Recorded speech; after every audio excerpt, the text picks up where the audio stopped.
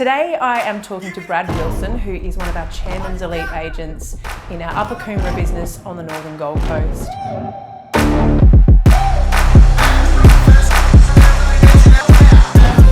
Brad is an agent who has defied the odds last financial year, growing a significant amount when more than half of our top performers actually went backwards year on year. Brad, thank you so much for joining us. Quite an introduction, thank you. Haven't had that before. Well, there you go. You'll have to remember that one. Yep. Brad, so some people will know who you are Yep. and know where you trade, but for those who don't, can you just let us know a little bit about your marketplace and the typical sale price? Yep. What the lay of the land is there? So my market, Upper Coomera, there's probably properties that go from 400 or 500 all the way to 1.5, 1.6. Yep. So average and median sale, probably around that 850. Yep. Which is, you will get first home buyers, a lot of downsizers, upsizers, investors too. So a lot of different people around the area. Yeah, fantastic. And tell us about how long you've been in really quite a young man, still 24. Yep, turning 25 soon. Yep, very good. Just how long have you been in the industry? Approaching 7 years now. 7 years. Yeah. So started, in a market, I guess no one wanted to buy an Upper Coomera. I was just I fell in that place, and things have just gone crazy in the whole area in terms of our office. The whole office has developed as well. Yep. It's just exploded really. So 7 years, that Yep. means you started straight out of school. Yep. Just talk about how you discovered real estate and why you decided to do this career straight out of school rather than going to uni. Look, study really wasn't for me. I think in school, interest was elsewhere, just sporting, didn't really know what I wanted to do. Had interest in cars, tried to sell and buy cars. I saved up for my first car, worked a part-time job, McDonalds, so flipping burgers, which is pretty horrible. Pretty much from there, saved for the first car, kept buying and selling, flipping them to get to maybe a car that I was really proud of for the age. So I think we're like 7, 8 cars down the track. Wow. And this is while you're going through school? Yeah, and right after school. So, and at that point, I think conversation my parents mentioned was like, why not real estate? The pinnacle of selling, I guess. I wasn't an expert salesman by any length, but I had some interest in it and it was good fun. So I think from there, fell in the right office, the right time, and just got straight into it. It was dedicated more than anyone. It's interesting, McDonald's, which we all know. It's high pace. Yeah, it's high pace, it's process, it's structure. We Yeah. know many employers actually really respect people who've worked in the McDonald's franchise because of that. And then, you had a taste for sales with your own car flipping business. So you sort of had the really good foundation to get into real estate. So had a bit of a taste. Yeah, talk about, because you actually approached Peter Catanzariti, who was the office manager. He wasn't the owner of the business then. No. And what did he say to you when you went there as a fresh-faced 17-year-old? You would have been. Yeah, baby face. Yeah. Still am if the beard's working. Yeah. It's finally growing. If we take it back, I think Peter didn't really want to hire me. I think I just kept showing up, and I think at this stage, I think he just said, "All right, we'll give you a chance," and that was pretty much it. Yeah, so I kept showing up to Peter. I think he didn't expect me to come back with my license, and rocked up and just said, "I just want to work." And I didn't know at that point that this was going to be the career for me. I just knew, look, I'll give it a go. Didn't watch or know anything really about real estate. Just wanted to start and get into it, and from there, it all just took off. And I think you mentioned to me before that the reason real estate was because, like you say, you were told it was the pinnacle of sales, but you're an incredibly competitive person. And so you just thought it's something that you could really kind of extend this part of your personality, see how far you could take it. Yeah, absolutely. But you didn't really have any idea about what that would look like at this point in time. No idea from day to day how that looked. Yeah. So just talk about those early years, because you were working alongside Peter at that point. So associate for probably about a year and a half, just trying to learn the ropes. I was very shy still at that stage. So needed someone older that can kind of tag team with me during day-to-day kind of appointments. But it was good to learn, good to have that pressure off me, and just get into it. So whatever he said, because he was quite established at the time, he was selling. I think he'd come from a different agency at that point, to then become a team leader. So he was a really good sales agent, and knew what he was doing. So I just trying to take as much as I could in at that point. And from there, it just took off. And at one point, I think he went overseas, and that was the point where I'm by myself now. Yeah. It was kind of unofficial. Look, Brad, go for it. And that was, I'm trying to call him. I think it was in Italy. Like, what do I do? Yeah. But and he was the most experienced there. So at that point, it was, look, you're out on your own, and that was pretty much the start of it. Yeah. It's interesting. You were saying to me before that during school you were really shy. Yeah. Public speaking. No, thank you. Couldn't do it. We're sitting here. Yeah. You're going to speak on the big stage today for us. Yeah. How did you get over that, or how did you force yourself? Because that's probably the biggest barrier in our industry, I think, for a lot of people is knocking on strangers' doors, picking up the phone, calling people who don't want what you're selling. Yeah. How did you manage yourself to do those things? It was all just trial and error, I think, and still to this day, like it is. But really, I don't really know. I just kept trying, just put myself out there, and just give it a go. Like that was it. Just I don't think there was you have to do this or you have to do that, or there was a turning point. I think I'm the same person, just more confident now, just by learning experience. That's all. Amazing. So Peter went overseas. Yeah. You were on your own. Yeah. And that also kind of around that time, Peter then stepped up as being the business leader. He actually bought the business. Over. So you were well and truly like pushed out of the nest. Yeah. You were now established. Yeah. What were those like early days, months and years like when you were a standalone agent? Look, like any standalone agent, probably really hard to maintain. Yeah. I think I was getting close to a premiere kind of stage within the Ray White network, and it was just trying to be consistent. That was all. I think that's the biggest struggle with anything day to day, any agent. But quickly from then, I think everything fell in place when that COVID period hit. When I've told you the story when we took on Jen. And from there, it just exploded year in year out. So you're on your own. You're getting close to Premier, which we know, 30 sales or 300,000 in GCI is a very typical kind of capacity limit for a lot of agents. Yeah. So it's an interesting story. COVID hits. Yeah. We didn't know what was going to happen. Yeah. And Jen, who's actually your partner, also working in the business, finds herself being made redundant. Yeah, by Peter. Yeah. Thanks, Peter. Thanks, Peter. Because, it was such an uncertain time, we didn't know what was going to happen. Yeah. And at that point, you actually made the decision to bring Jen into your team. Yeah. So we joined at that point, living together, as a couple. So look, we gave it a go. She had admin experience, and she was an associate for another agent as well. Yeah. So I needed someone to take off, that admin work, and she was never the associate to hit the phones or start just as the calls, sold calls. We tried for a week. It didn't end well for me. Right. Okay. But yeah, look, everything just fell in place from there, and it just every year it just doubled and doubled. Yeah. Well, so I remember you talking about those early months with you and Jen, and pretty well immediately your business grew. Yeah. Because you knew what to do with that extra capacity. Yeah. And also it coincided with that boom that came. Yeah. So what happened, like we were talking about your open inspection numbers. At the moment, your typical numbers are like 8 to 10 people per inspection. Yep. But what were happening to inspection numbers during that time? Is definitely a lot less. We adapted really well. Online, everything. Like we did online. We were doing online inspections at that point. So adapted really, really well and took advantage of it. We were working when really others in the marketplace weren't. Yeah. Like we just kept working. Yeah, that was it. We had the ownership data spreadsheet still there. We didn't meet up. Our office, Peter was trying to get everyone on a call every day, just trying to get everyone working, and really I don't think many were, but we just knuckled down and kept doing what we needed to do. Yeah, and so then it transpired that actually the buyers were still there, and things kind of very quickly started to take off. Yep. Now you're running almost 100% private treaty business at this time. Yeah. And so I remember hated you saying, auctions. You hated auctions. No one was doing them. No. They weren't a thing on the Gold Coast. It was only a mortgagee. Or in your part of the Gold Coast, If mortgagee was there, that was the only auction. Yeah, and like you said, it's like a lot of first home buyers. It was kind of probably pretty median price of the state. So you have first home buyers, families. It's quite a broad demographic, but most people will definitely be subject to finance. It's not necessarily a very affluent area. It's a fairly normal marketplace. Yeah.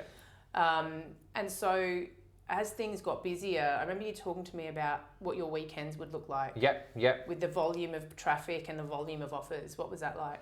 Well, private treaty was a nightmare. You know, we were working, and still am, Saturday, Sunday, full days, just negotiating, and it was so frustrating. You know, the Queensland system put your best offer forward. You know, you've got till 5 o'clock. Our seller's going to be selling. You know, going back to 10 different offers that come in, like that was a nightmare. So 10 different offers across 10 properties. Yeah. Look, at that stage, still growing, probably 5, 6 properties, but still so many buyers, so many people making offers. And at that point, like going back to all of them, they were frustrated because, you know, you can't keep every buyer happy in that situation. When they're missing out, when you've got to put in your best foot forward, like we thought there had to be a solution to this. Plus getting phone calls, people wondering where their offer's at every time of the day. Like it was, you know, there was no down period. Especially that volume, no one else was kind of working or doing anything in our marketplace. So we had everything. Like we were really gaining market share then, and from there, you know, but it got really hard. Obviously, at that point, you know, not having any life or any time to do anything else in the business as well. You know, limited time with prospecting, limited time with stock in. But when we, you know, figured out the solution, it just made things so much easier. And so that solution was auction. Yep, for sure. So why did you decide to make that choice? In an area that doesn't do auctions. None of your competitors are doing it. Yeah. Why? Look, within the office, we had the support, the Ray White Network. There was always a talk. I remember coming to conferences where we'll be at today, but every conference was auction, and always to talk about, they don't work in our area. I think I'd done 1 or 2, and still remember them to date, where again it's just the learning. Did not know how to get a bidder, did not know how to get them ready to auction, didn't know how to prep for an auction, get the sellers there. Like I just didn't know, didn't understand it. But it was really the solution in that busiest period. It made it more fair for buyers, and it made it great for sellers. You know, for sellers, they had an environment where the best bidders were going at it, you know, trying to buy their property, and the best price wouldn't actually occur. For buyers, they had transparency. You know, in a alternative method where even my competitors still do it to this day, and also at that time when I was doing it, put your best offer in, people would miss out by 5-10 grand. That hate me for it. You know, and we can't do anything else. You know, but auction. And that was you know, educating these buyers. Hey, look, you've missed out on 3 homes by 5-10 grand. Come to auction. This one's going to go to auction. You're not going to have that chance. Like you're not going to miss out. They're fully in control of if they keep going. And if they miss out, they know where it's going to go for. They're not going to see it sold on REA for, you know, a price that they would have paid 2 weeks later. And there's an angry phone call. So, you know, and clear benefit for you and Jen, because you're no longer dealing with, you know, 50, 60 offers on a Sunday, your phone ringing hot, because it was all controlled and funneled into that moment. For sure. Saturdays were all callbacks, and Sundays trying to negotiate those offers, which again, all those offers, it was a nightmare to deal with, and staying on top of it all, deadlines, same time, getting in touch with all the sellers, negotiating back and forth. The auction was a solution because we'd have a day, we'd get these buyers ready to go. Naturally, there'd be some negotiations with some other properties, and at the start it was, because to trying to really funnel in auctions in the area, we didn't just divert it straight away. We still had to have a lot of private treaty stock. Still had to have, you know, it was kind of half that period to try and educate. Because we'd list an auction, and at that point we'd not really get an inquiry. So I had to really try to educate. And there's a few of us, or 2 of us in our office, that really knuckled down in that process at that time. Myself and Jace. And from there, you know, we educated the market heavily with the auctions. It's interesting. I remember you telling me, you know, though, like you mentioned, those first few auctions that you did were pretty well a failure. At which point many agents would go try it, it didn't work. And it didn't work. Like, you know, you mentioned you'd launch an auction and get little inquiry it didn't because the buyers didn't understand it. And you mentioned Jason Atkinson, so I remember you telling me he was sort of always, you know, maybe slightly ahead of you in terms of your career, and he had kind of worked it out a little bit better, right? And so I remember you telling me that you realised that there were 3 parts to making these things work. And what are those 3 parts? First one was you had to get buyers there. So like full buyer management, we had to educate. Like we had to really change the market. Again, a market, no one wanted to come to auctions, no one cared. Brad, we're just going to wait for it to pass in. Yeah. And at that point, no auction experience. I didn't know if it was going to pass in or not. So again, I was still learning trial and error throughout the whole office. But a lot of that buy work, a lot of seller prep, those were the big things to kind of get them there. And like, talk about the buyer work. So like if you launch a property and no one comes, what is the buyer work there? Well, at that point, that's where I put on our first associate, which was heavily buyer manager. The job was to get as many people through as possible. So actually pick up the phone and call people who'd been through other properties and tell them to go to that property. Absolutely. So very strong buy work. Trying to build the best relationships in the market. Ultimately for the seller, if we can get more people through, it's going to create more competition and the property's going to be sold for a better price. For the buyers as well, if they realise that they can buy a house, if we've got a relationship with them, they've got strong budgets and maybe an $800K budget, this house, we know it's going to go around 758, we'll get them through, we'll educate because maybe they see auction scroll past. So, in that time of the market, everyone just scrolled past.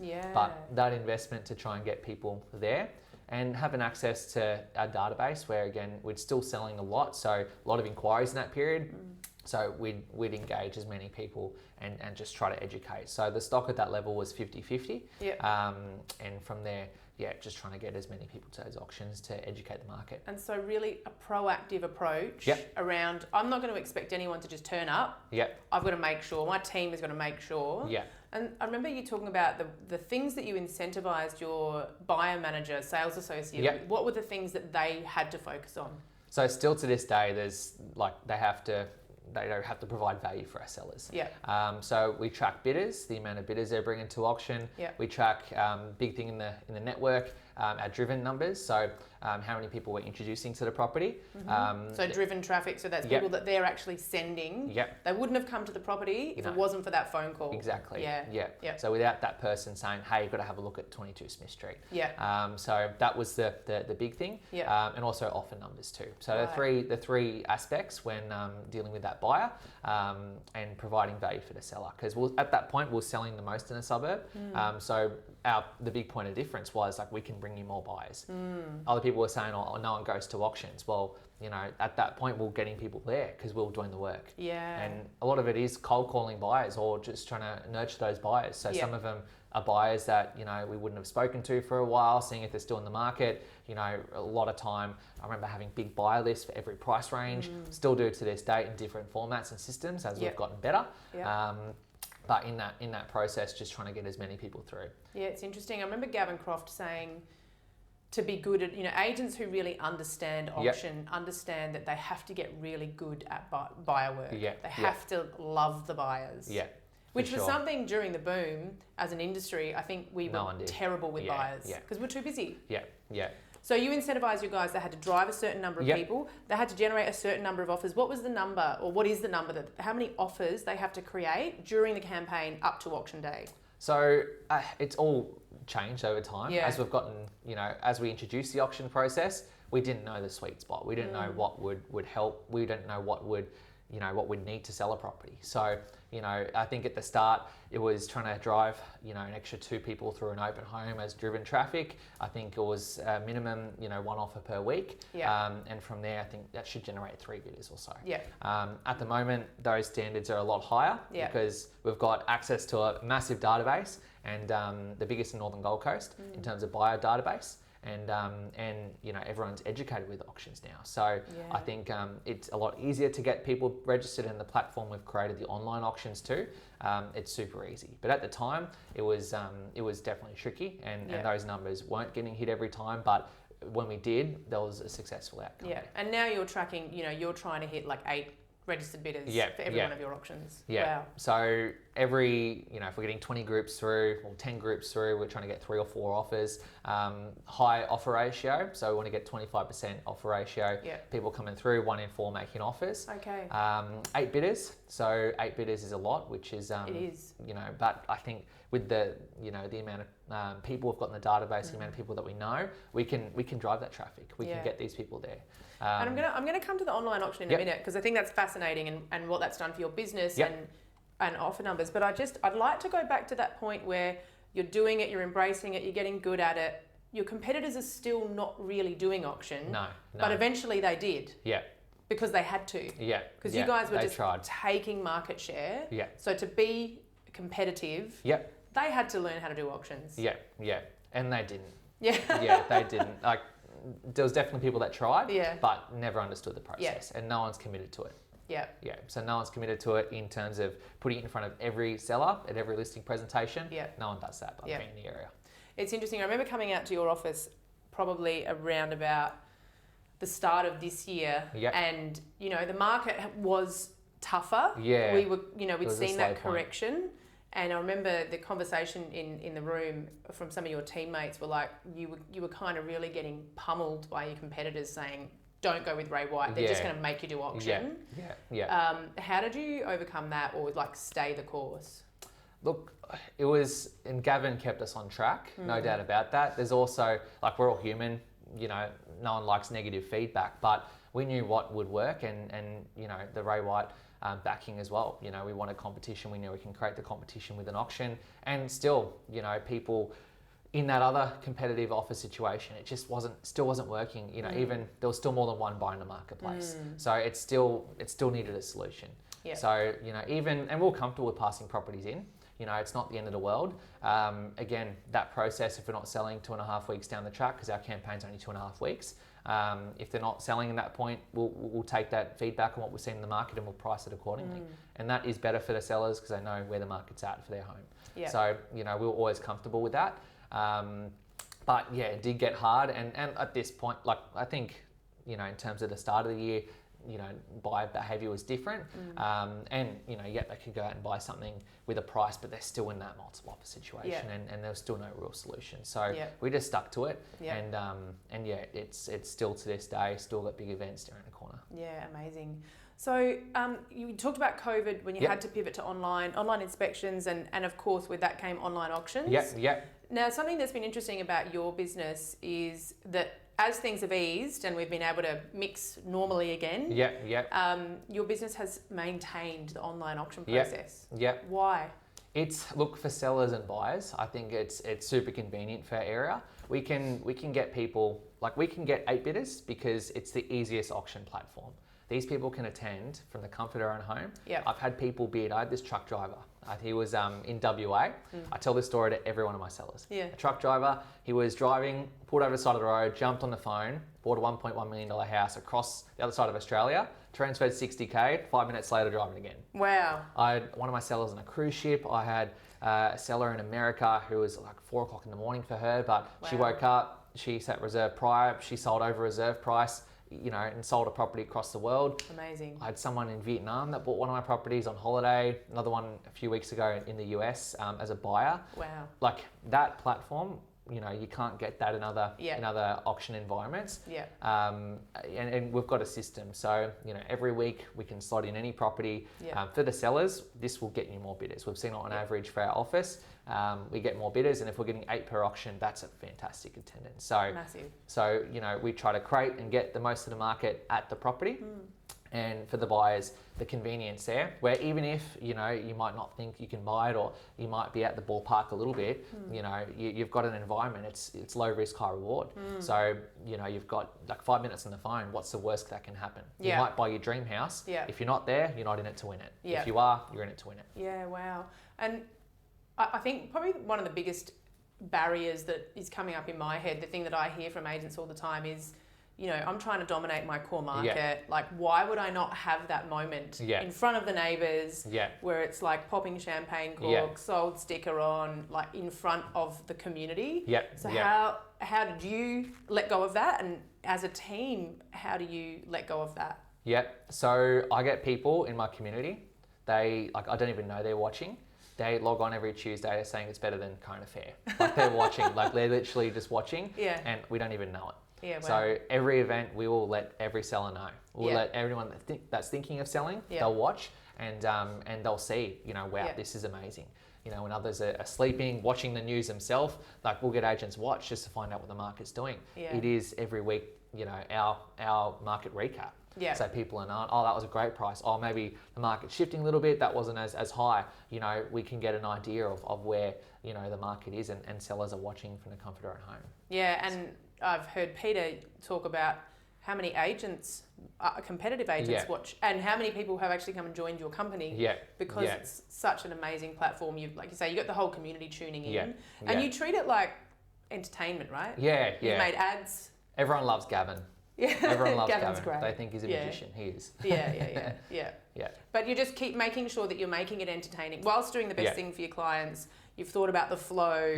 It's punchy. It keeps moving. It's really dynamic. And so you guys will never go back to on-site auctions. No. And you don't have anyone in the office. It's just only staff in the business. Yeah, pretty and much. On phones? Yeah, so I'll be on the phone with all the sellers. Yeah. And if we've got 8 bidders there, we've got our team that comes together, my direct team, other agents' teams, other agents, they'll be on the phone to support. Everyone will take a bidder. So every person, they've got someone on the phone. So the combination is they're online, but they're actually talking to you or one of your agents. It's not like eBay where they've got a chat box. Like they're on the phone. So they're there. No matter what, they're there, ready to go. Communication is flowing. The agent's saying, hey, the bid's against you. What do you want to do? Because there can sometimes be that delay with the online platform. Yeah. That's great. So they've got someone there ready to help them buy a house. Fantastic. So your team, last we spoke about the team, it was you and Jen. Things were building. You jumped onto the auction process and then you said you brought an associate in. How has your team, because your team has consistently grown since then? Yeah. So every year we probably put someone on. We're a team of 6 now. Had the 6th person start, I think, a couple of weeks ago. So this financial year. Now, look, it's grown. It's just because of the demand, I guess, like our capacity. That's the big thing. We're always keen to take more listings on. We want to take more on. We've got big goals. As mentioned before, we want to get better and better and better. But we need a team to support and keep up that customer service, keep up the relationships with the buyers. So we can make more calls to sellers and they're watching the auctions. They're engaged. We've got a team now of 6, so 2 buyer managers, the sales associate. So buyer managers, they've got the best relationships in the market with the buyers. They know them on a first name basis. That's what we want to create. So they're going through open homes and they're saying, hey Matt, hey Anaru, that they're there. So and from there there's a stock in. Obviously need help with the prospecting element. I can't do it all myself, which is something where we've just created that role. So, and then we've got 2 admin in the team. So Jen's one of them, helping with the stock inside, running the business, and then we've got a campaign manager too, who helps manage the campaigns, is ever present in the vendor communication, just to help free up my time and help with the day-to-day runnings of the campaigns. And you are running at a reasonable volume. How many transactions did the team do last financial year? I think it was 120, 130. Yeah. So it is. There's a lot going on, and interesting that you have only just put a sales associate on. But you've had a really strong focus on the buyer work. That has obviously helped you turn stock over. And I remember Gavin saying something to me about how organically you've just traded up in the type of property that you're selling. Right. So when we go back to 2020, 21, you were selling $500,000-$600,000 homes. And then you're just getting invited in to the $1 million plus homes. Because it was just all relevance in the area. People started to watch. People were talking to different people about the auctions. There was, a patch where we were very active in, and then expanded the patch as we've gotten bigger within the suburbs. So, and more people watched, more people tuned in, more people loved it. People don't really trust or like agents out there as a general person. But, we've come in and we're creating an entertaining environment. To buy, it's more transparent. To sell, you're going to get the best, price in the market because it's more competition. So, everyone, like the frequency, that definitely built the trust in the area for every price point. So, you're a 24-year-old man, nearly 25, and you're managing 5, with Jen, because you and Jen really are, I know you've mentioned you see yourselves as together the leaders of the team. But have you ever found that daunting to lead these people, another 4 people? How do you approach that? How's that leadership journey been for you? It started from the 1 to 2 to 3, now 4. So it's hard to keep on top of everyone, and it's a lot of trial and error. But just everyone's accountable. You know, it's super clear. I'm accountable. You know, if I'm not doing what I need to do every month in terms of listings and sales. So like if someone's not pulling their weight, then we'll know about it. You know, same as me, we'll know about it. So, you know, we're all dedicated, we're all there. You know, yesterday late at night, we've had 2 auctions brought forward. We're all there Sunday night, you know, 7, 8 o'clock at night, sending emails out to try and get people through. Like, we're all dedicated, all accountable. And if someone's not pulling their weight, you know, we can help them. You know, we'll figure out why and give everyone that chance. But yeah, it is hard, but I love leading and I love helping and being part of the team, and you know, really trying to help these guys grow, learn what I did in that period, and yeah, everyone, like, we've got a pathway in the team, especially for the buy managers and the sales associates to really learn and learn, you know, day to day how to process, you know, work the listings, how to get listings. You know, you've got a process and development of my team to be, you know, your own agent one day. So, you know, we're not here just myself. I want to help them grow. Absolutely. Yeah, fantastic. And what you say, everyone's accountable. Yep. How frequently will you have those accountability meetings with your team members? So we're doing one-on-ones every couple of weeks. Yep. And every month with a new scorecard system, we're doing catch-ups every month. Yeah, okay. So everyone knows what they're hunting for. Yep. They're in their lanes. Driven. Yeah. No one's crossing over. Yeah. Who's got to send this out? Who's got to do this? Yep. There's processes, 3 in stock in, 3 in stock out. Have you found, you know, you've got a high output yourself. You're obviously very driven, very competitive. Yep. Have you found it difficult to A, find people who can keep up with your pace? Yep. Or sure. B, adjust your expectations of people who are a little bit more normal? Yeah. How have you dealt with that side of things? Yeah, it's a high pace. And we're pretty upfront with that straight away. Yeah. You know, that Jen is working with me till late at night, most nights. You know, the people that are in the team have proven that. Yes. You know, if they haven't done that, then, you know, we've helped them move on to another team. So it's a high pace, definitely, environment, and if they don't, it's just not naturally going to be the right fit. Yeah. It's not what we're not going to say it's going to be, you know, 9 to 5 and then offload everything on them. You know, it's not like we're not up front with it, but everyone's dedicated to hit their goals. They're all on track. They want to be the best with me and the team. So we're all together, all in this. Amazing. So we talked about last year. You actually had significant year-on-year growth last financial year. The year before, you hit Chairman's Elite status, which is the top tier recognition platform in Ray White. And as I said, you didn't quite 2x again, but you gave it a really good shake. Significant growth year on year. Now, we know that in our network, within our Chairman's Elite cohort, more than half of them actually went backwards year on year. So how do you think you continue to grow, but grow so significantly when there was just so much change and so many agents did go backwards? Why do you think you defied that trend? Well, we kept growing as a team, so more people, we wanted to be busy. We didn't want to just sit back and be complacent. Doubled marketing, you know, really doubled down on that. So invested more. Absolutely invested more, and stuck within the process. Like, we knew at our busiest time that this program, the auctions worked, the buyers were still there. Like this weekend, 109 groups. Wow. Like, there's still huge amount of buyer inquiry. So we know they're still there, and it's just sticking to what we know works. So we doubled down on investment and definitely invested more. That was definitely the big thing. You know, our team grew, the marketing that we're putting out there definitely kept growing as well. We didn't want to tone back on that, and still to this day, you know, we've allocated bigger budgets to marketing in this market, trying to be busier. You know, we knew the structure worked. We knew what we're doing worked in a busier market where there was more buyers. You know, last year, COVID era, we knew that was just the craziest time. So we knew this worked in that time. So it's got to work now when there's less people around. It's so interesting because what most people have done, and, you know, kind of logically you go, my revenue is down or activity is down, therefore I better retreat, I better cut costs, whereas you did the opposite. You leaned into it, you realised you actually need to invest more to do more to create the same opportunities when the market corrects. For sure. Yeah, amazing. Brad, I could talk to you all day. That was so good. I'd just love to finish asking you a question that might be something that we don't know about you, something that we might not know about Brad Wilson that's a little bit surprising. Oh, I think within my development as being an agent, you know, I've become more confident. During school, growing up, I was that shy kid. Like, I was that shy kid. So I think that people that know me now know I'm very full on within the office, very high pace. Try to keep up energy levels really high. Try to keep everyone accountable, everyone happy. Definitely caring within the office and my team. But yeah, it didn't start off like that. Amazing. Super shy. Couldn't speak. Like I just couldn't do this back in the day. Like I couldn't talk to girls back in high school really. So that was like it's just something.